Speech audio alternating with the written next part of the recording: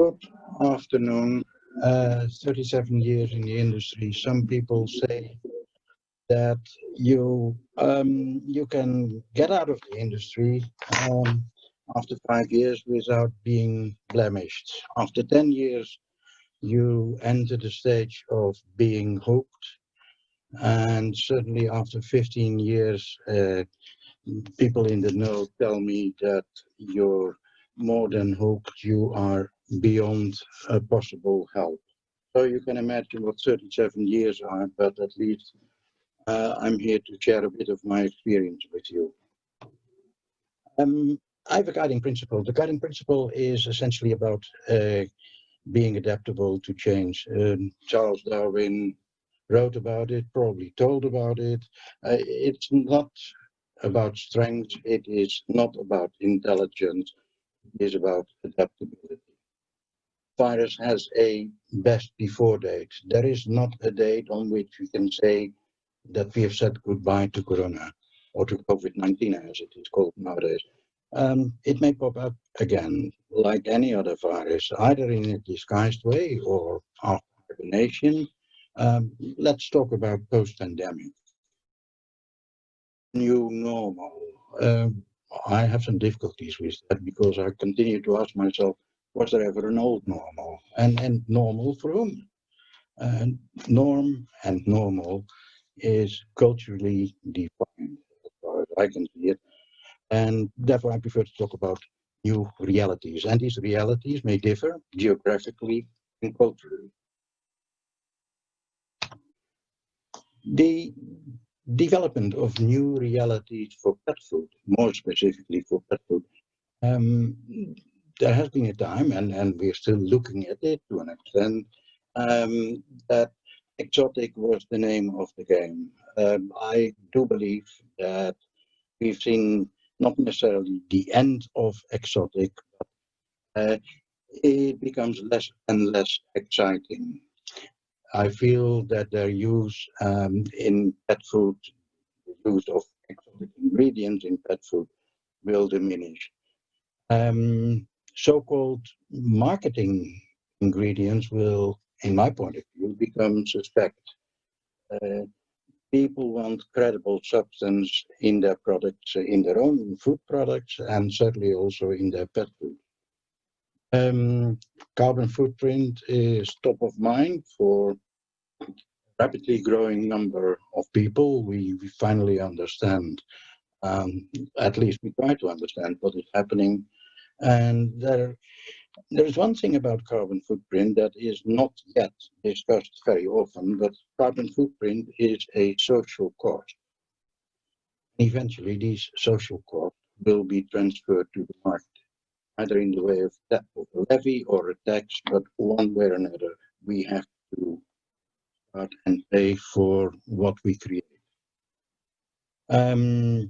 Current pet food regulations, I'm specifically talking about European ones, are probably not in line anymore with what the consumer is expecting. The consumer is further ahead in its expectations, also in its know-how, than what current regulations cover.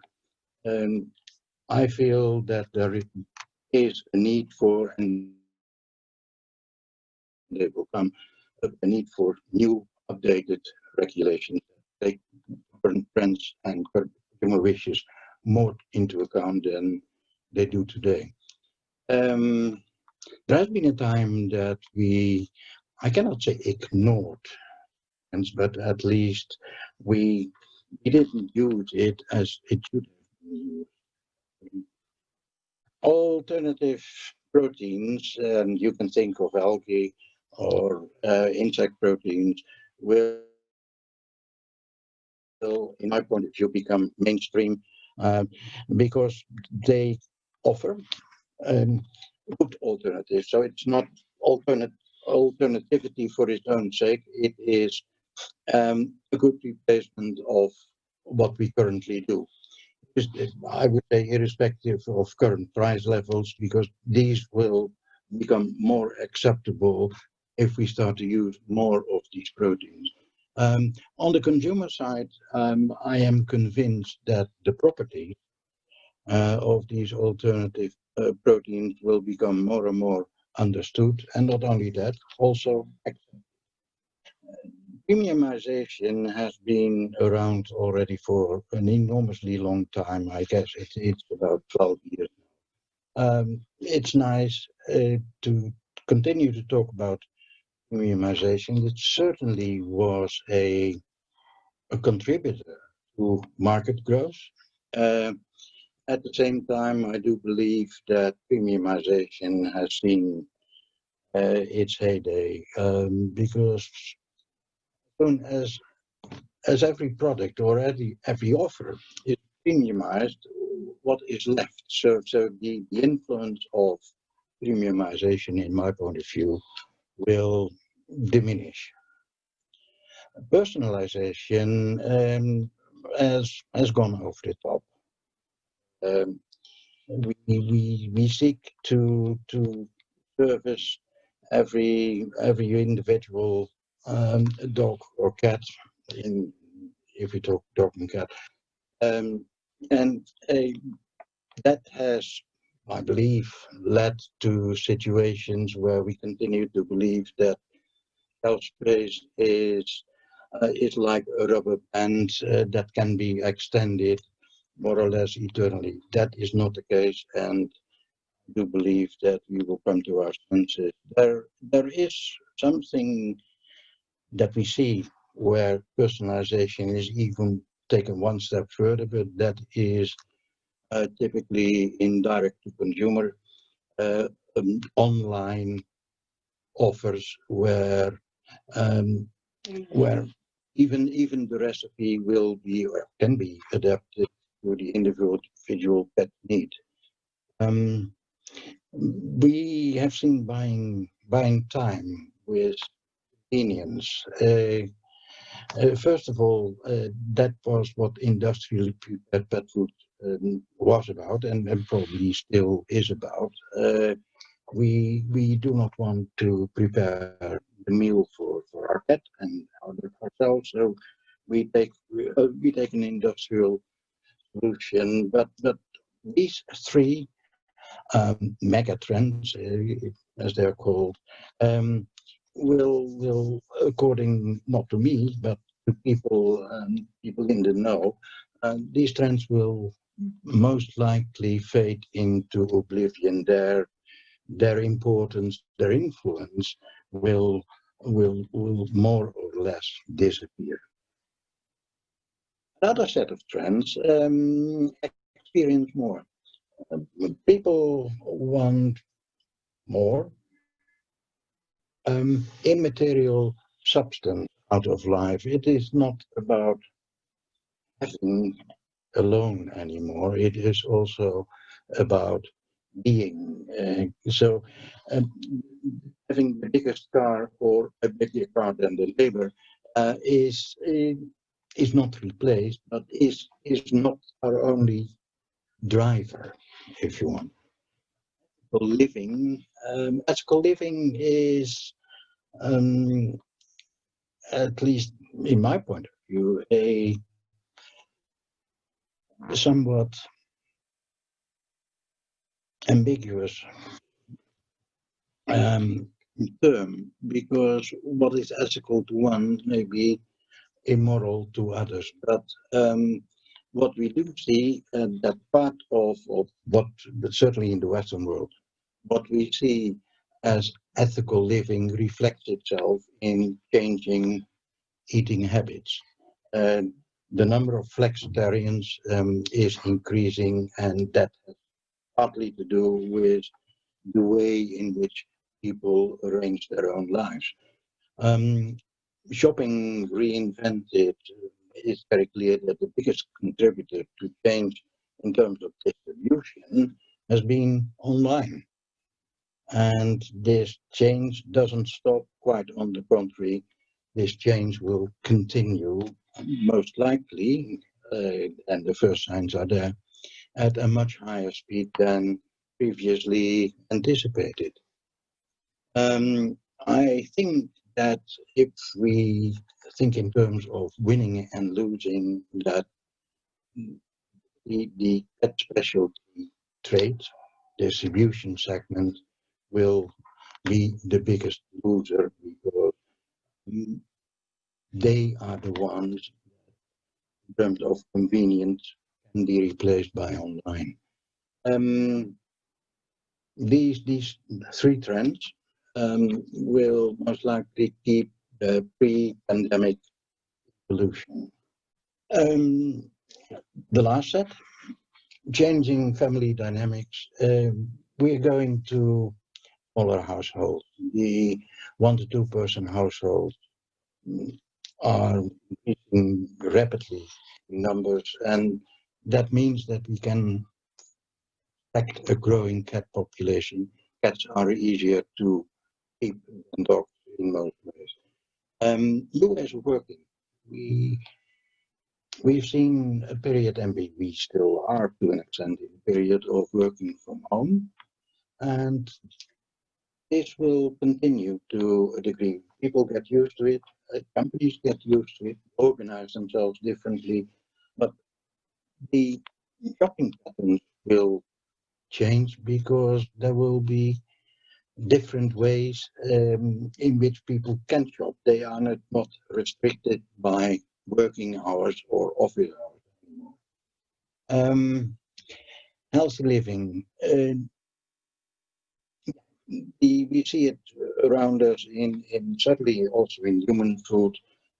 People pay more attention than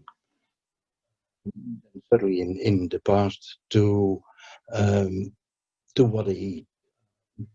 More health-related foods and certainly less processed foods are the winners at this moment. The last one is probably the most important one. We are talking about connected consumers. What we must not forget is that exactly because of the pandemic, we are looking at a rapidly growing number of people have rapidly gained a broader and deeper know-how of digital opportunities and use that know-how more frequently than ever, which means that digital information is to people, because they have now the opportunity to inform themselves before they take any action. Not necessarily because I believe that, but in general, the idea is that these trends will be further emphasized and will accelerate further development. I believe these are the strategic changes with a long-lasting effect. There are certain external influences. Which ones do we have to take into account? New ones or new ones? I think we have conveniently managed never to talk about politics in our industry, but I am absolutely certain that what we experience up till now, free markets, will probably become less free. There will be more rules, there will be more legislation. What has been treated as a voluntary approach will become a compulsory, something that we have to do instead of something that we may do. Globalization. I think that we have seen the drawbacks of globalization, if only when we think about face masks. The message was evident and clear. The other thing I read about very shortly about the story that a car manufacturer could not get certain type of car off the line just for reasons of globalization. In actual fact, it would not install the headlights into the car, and selling a car without headlights is a big, I believe. They could not install the headlights because there was a very small component in a subcomponent of the headlights that came from China. And I believe that the story was like, and this component costed like €3 in China and €22 in Europe, which in itself is fair reason to source from China. But the point is, as soon as you can't get what you need for reasons of no transport or whatever, you face the problem of not being able to sell a car worth €15,000 because you're missing a €3 component. I think that people will come to their senses and look upon globalization and with that probably also just in time from more angles than just one. Human foods is certainly a very important external influence because whatever happens in the pet food industry is in 9 out of 10 times a reflection of what has happened before in the human food industry. We talk about climate change. Climate change is virtually every day on the front page of the newspaper, if you're reading one. I do believe that gas guzzling processes, the processes that require an enormous amount of energy, will become more and more suspect. You mentioned human food. Quickly, some developments in human food. One are a bit.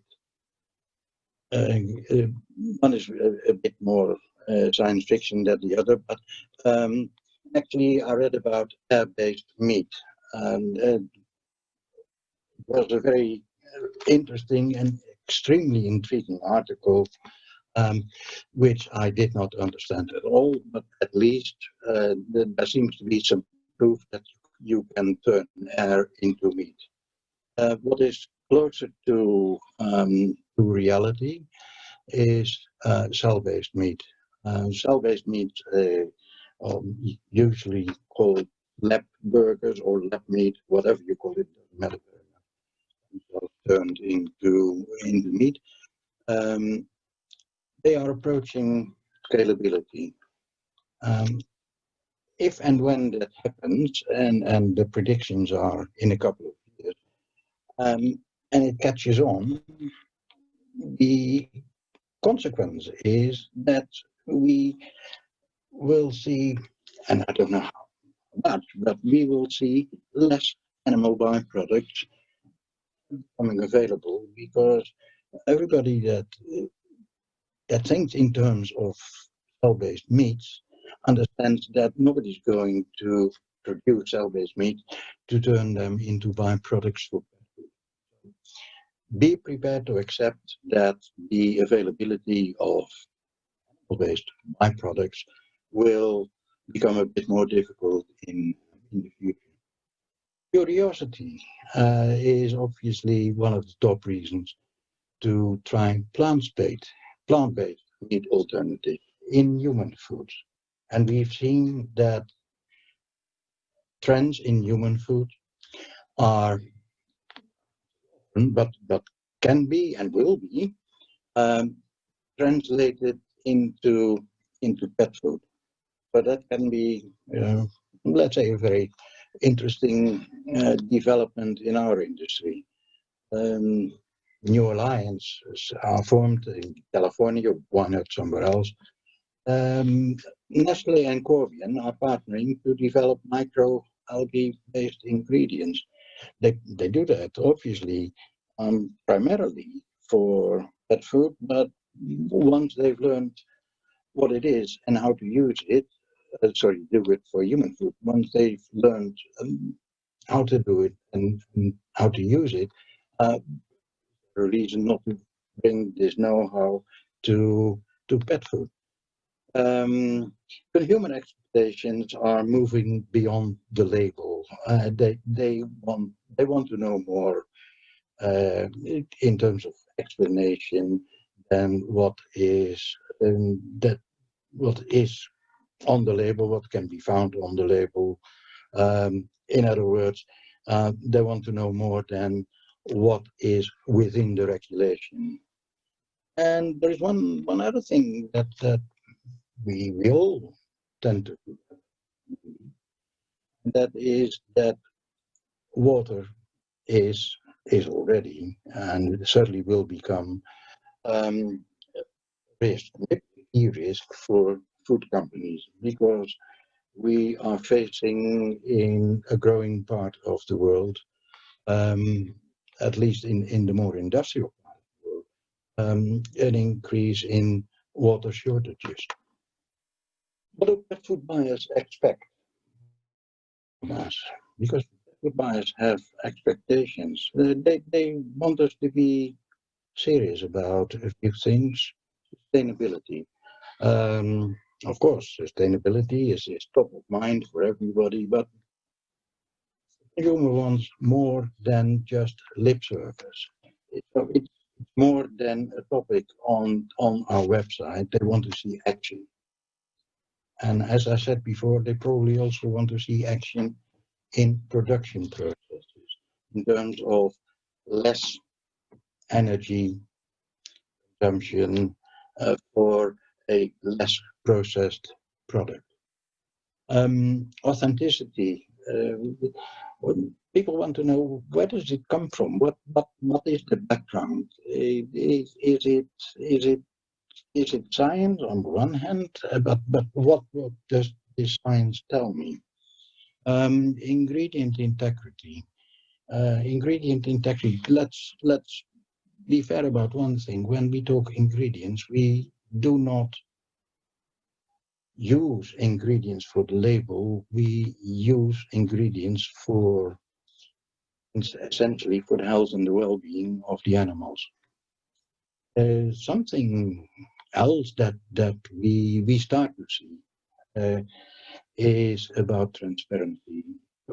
Personally, I believe that will be a huge change in the demand for transparency, because what we see now in the pandemic period is that certainly from let's say the more official side, you hear one story one day and another story the other day. If we translate that to our communication with the consumer,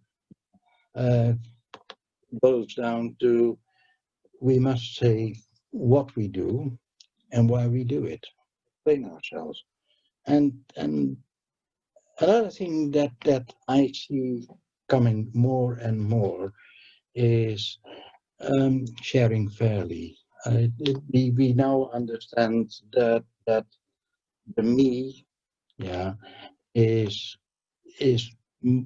going to us. We cannot cope with things by ourselves anymore. So these are let's say 5 things that I believe, I'm certain about more or less, that the consumer will expect from us as a modern industry that understands that times are changing. I mentioned sustainability. Sustainability it has one thing, and that is if you ask 10 people to define sustainability, you end up with 11 different. So probably the best thing to do is just to look at what the Brundtland Commission in 1987 already, that is 33 years ago. And it simply says, meeting the needs of the present without compromising the ability of future generations to meet their own needs. I believe that says it all. Yeah, and it obviously it leaves room for some interpretations, but the boundaries are there. Translates into carbon footprint consciousness. Part of what we're now experiencing is climate change, which is partly influenced by carbon footprint. The other serious is acceptance of animal welfare, at least the need for animal welfare. We deal differently, and certainly also in the future, differently with animals. Not only the animals that we have, but certainly also the animals that we eat. Responsibility for one's social environment. As I said before, it is not about me anymore, it is about. And we all have the responsibility to replenish our earth, not to deplenish it, because if we continue to deplenish it, there will be an end. And that is contrary to what the Brundtland Commission had in mind in 1987.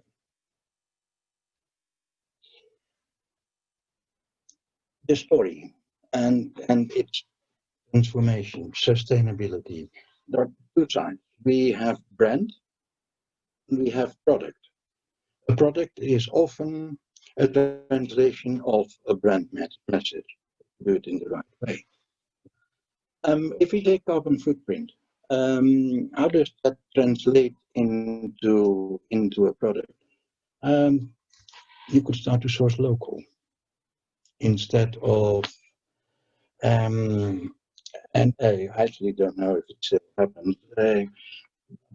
What is exactly the use of getting lamb meal from New Zealand, bring it to Europe, process it in probably an excellent dry pet food, and subsequently ship the finished product to China? I find it a bit difficult to explain if we say we are carbon footprint conscious. Limit your energy use in production, in processing. This is something that the whole industry needs to be serious about, not just think about, but try new ways. And obviously, but that is a given, use as much as possible renewable energy. I mentioned the social environment, and it has something to do maybe with sharing, as I mentioned before. Social environment for me means sourced from good working conditions. We all know, or at least heard about, slave labor for certain fish species in parts of Asia. See to it, that's your own decision, obviously, that you do not source from sources where slave labor is prevalent, or you can expect it to be prevalent. Have good working conditions yourself. It's not only about what other people do, it's also about what you do. And working conditions have something to do with the social environment. And above all, be a good neighbor. Yeah? Understand that if you manufacture that people do not particularly like the smell of your process, and be prepared to not only but to take measures that may go beyond what is required by your local government. Sourcing local is an example of we consciously find all our ingredients within a region that is defined and reason is that in control. Number two, there is not an enormous burden, footprint burden, to get our raw materials, our ingredients into the factory. Authenticity should not lead to the question, where does it fit? I saw, and this is by way of example, product produced in the Nordic, or let's say in northwestern Europe, that claimed to be authentic and original and everything, and was very proud to use ostrich meat byproduct. And I said to myself, how authentic is ostrich in northwestern Europe? I couldn't find the answer. Obviously, it is original or with clear and certainly understood origins. Authentic can be, and in most of the cases, actually is local. It is something you have been acquainted with. It's something you've been in touch with. Is near, if you want. Authentic is also understood as being natural. Again, natural is also a claim in pet food, but it is brought to us by nature, and mainly for that reason. If you look at these 3 or 4 things together, it is a bit retro. Why do we see an increased use of so-called ancient grains? Of course, there are reasons to do that, the nutritional reasons, but also because it is retro. It is from the trusted past. About clear and understood origins, this is an example company in China that 10 years ago launched a prescription pet food. And that prescription pet food was, to an extent, based on the philosophy, if you want, of traditional Chinese medicine. If you see that traditional Chinese medicine has been around for let's say 2,000 years, at least on the one hand, it tells you that there are certain origins. It is authentic, and it most certainly is retro. This I find an example of looking back, finding things that were correct, translating these into pet food with a modern outlook, not with it is a translation of the past into the future. Probably the best way to say. Ingredient integrity. Adherence to moral and ethical principles, soundness of moral character, honesty. Ingredient integrity is ingredients are not. And ingredients that support health and well-being. They have a function in food. I said it before. You use ingredients for marketing reasons, for the label, or you do it for the animal. I think ingredient integrity means you do it for the animal and not for the label. Obviously, the ingredients that you use must have a proven function. They are there for a reason. And certainly, not last or least, ingredients that are recognized and understood by the consumer. An example of an inclusion. Why do you use something? You need an antioxidant, yeah, and it says this is a mix of things, components that everybody knows: tomato, garlic, ground pepper, and citric elements. So this is the way to explain that there is no hocus pocus behind it. This is just a mix of things that we know. I mentioned transparency before. Uh, Transparency is obviously, you can be transparent in words, you can be transparent in visual. If you look at the quite impressive and extremely long list of ingredients, you say to yourself, well, that is something. And then after production, you see a small round bowl, usually called, in which you cannot recognize any of the ingredients mentioned. This is an anonymous bowl of something.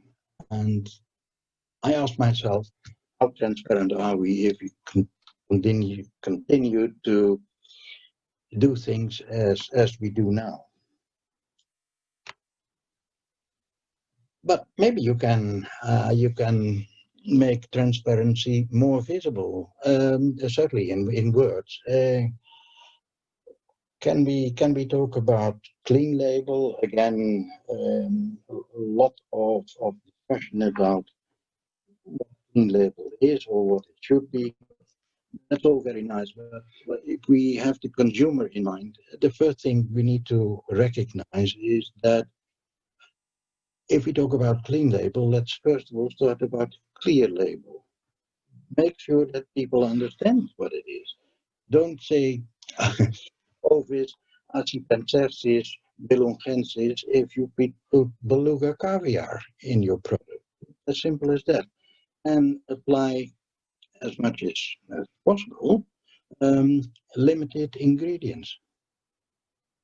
Remember, your product must be impressive, not about your ingredient list. If you can make the super duper product that is liked by dogs, that is liked by cats, and certainly for that reason, also by the owner, and you can do that with 5 ingredients, why don't you? I mentioned sharing fairly. What we see is that from field to bowl, a lot of different parties contribute to the end result, and that is the sale of our product, consumption of our product. All these contributions are one way or another rewarded, but I think not always fairly. In some cases, the bigger contributor gets the worst deal. Just think what happened only recently, if you want, about quinoa. Quinoa was essentially a staple for people living higher up in the Andes. And they were happy until somebody found that quinoa had certain properties, and it became better known in other parts of the world. The end result was that the other parts of the world found ways to grow or to produce, whatever you call it, quinoa at a much higher rate, a much higher yield per hectare or whatever. And what happened was that they established a new market price, and the people whose life depended more or less on the production of quinoa found out that what they thought the value of 1 ton of quinoa was not longer true anymore. So in the end, their staple got a lower value, and it was just for one simple reason: we were not prepared as essentially people in the Western world to share more fairly than we did. I think that because this is just one of the examples. You see things happening in coffee, in cocoa, in tea as well. Um, that I think that fair trade will have a growing impact in the future. In the supply chain, I do feel that that the pandemic sort of creates a movement that makes sharing fairly more and more acceptable, and probably also. Um, so looking at the future, because we're talking about post pandemic. Um, what do I see as the future do? Um, on the product side, prepare yourself for more local content. Um, Formulate with ingredients that make sense. Means formulate with ingredients that not only look nice on the label, but effectively also look nice on the animal. And certainly start working with alternative proteins. It, it is maybe still a matter of cost, but as an industry, we sometimes make the mistake of believing that the consumer is not prepared to spend. In other words, we think for the consumer, and if we feel that it is expensive, we say that the consumer will find it expensive. That is not always true. On the brand side, if you don't do it already, start to tell a story. We have gone through probably 40 years or maybe more with a focus on just one USP to make the difference. And this USP, this use of the USP to be different from your competitor is, in my point of view, it's history. The consumer wants to know more, wants to know background, wants to hear the story of the brand, of the product. And the other thing you need to keep in mind is that a USP, or point of difference, will have a very short lifespan anyway. I guesstimate that depending a bit on what the level of the USP is, most USPs have a lifespan of probably 1.5 to maximum 2 years before somebody else come and has another USP which is even more glorious than yours. The other thing I must warn about and advise you to take that very seriously is to make sure that product and brand, or brand and product, are in sync. What you see is that in the idea stage, brand and product are combined, and then people start to work on the brand, on the product, and what is developed and said for the brand, thought for the brand, is not translated into the product anymore. So what you see is they go their own way, and these ways are different. I think that brand and product are in support of each other. So the more you have them in sync, the better it is, and the stronger your final proposition.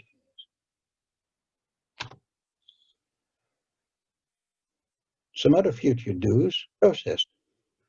Develop less energy and water intensive production processes. It is the future. And we can say yes, but should we do that, or should the machine builder do that? Um, as long as you keep asking that question as an industry, yeah, nothing will happen. For the very simple reason that the machine builders will say the industry is not interested because there is no demand. So take the initiative and get together if you want, but do something to make processes more energy friendly, if you want, and certainly also water friendly than they are today. And develop processes that actually need less processing. In other words, uh, the less you process your food, the less um, you come. Sorry, the more you come to what the consumer actually want, and that is products not tampered with, ingredients not tampered with. And if you look at the supply chain, I don't know honestly if it truly applies to our industry, and certainly not in which aspects. But overall, I would say make yourself less dependent upon just in time, and stop assuming. We continue to assume certain things. That everything that you need will be available when you need it. We have seen enormous disruptions in supply. To an extent, our industry was influenced, and however difficult it is, try to plan on disruptions. That is partly related to just in time. Maybe we need to start and learn to cope with and deeper stock positions than we do now. A more general point, revise your strategy and take new realities into account.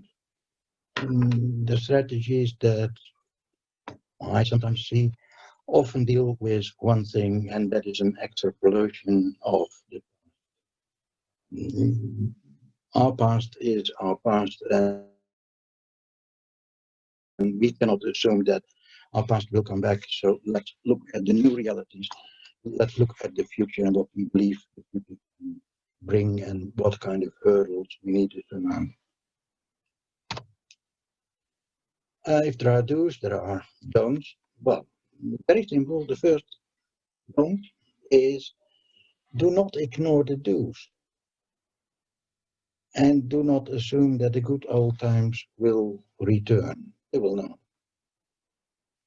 And do not ignore the influence of a more informed, more critical, certainly very well connected consumer who, or not, is in the driving seat. Who do we do it for, actually? Health and well-being of our pet animals. That is something that you find in virtually every website of a pet food. In my point of view, that product performance is,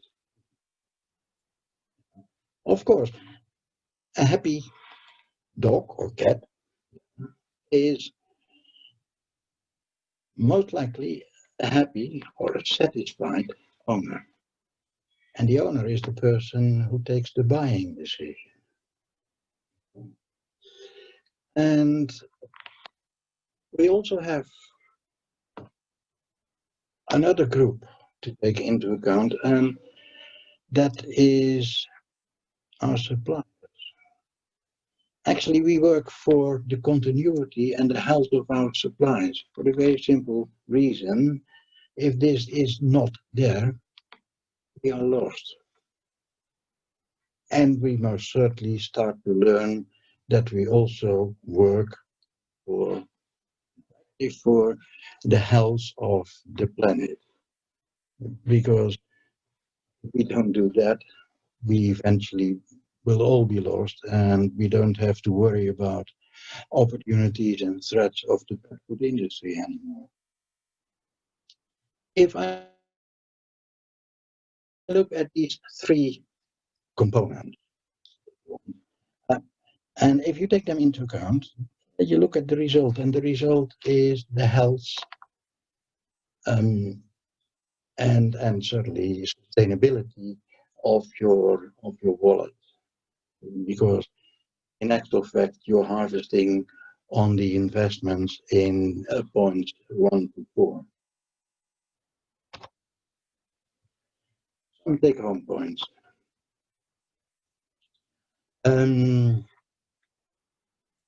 The pandemic is more than a bump in the road. I think it's a magnificent warning signal for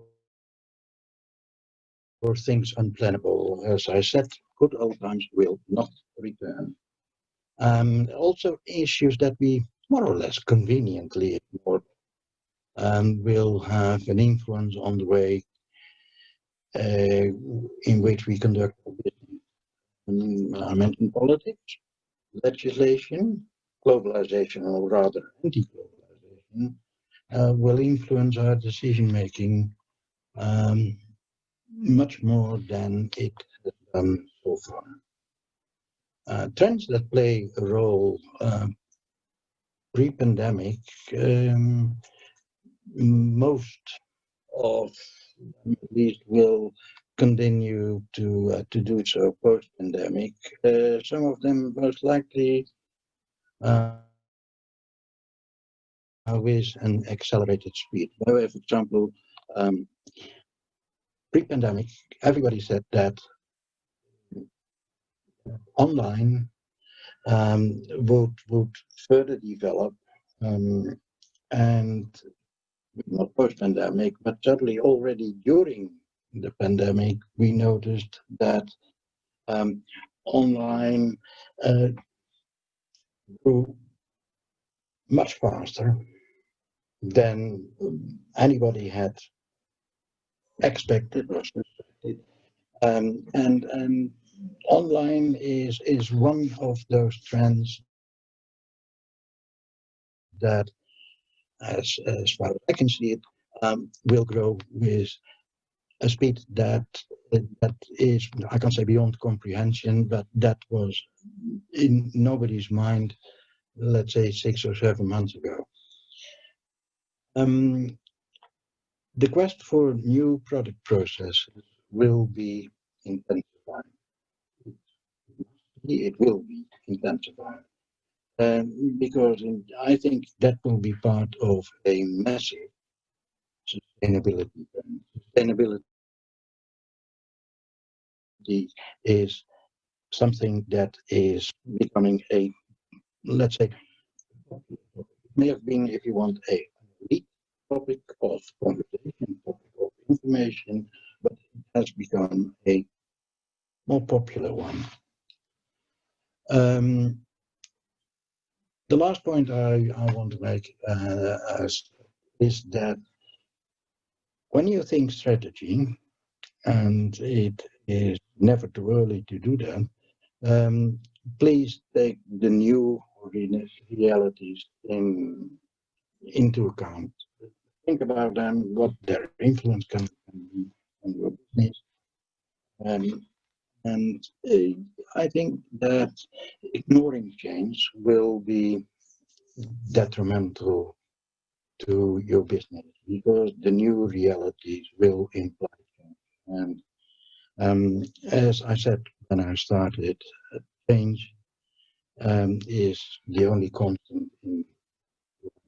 Certainly make yourself adaptable to change, and you will have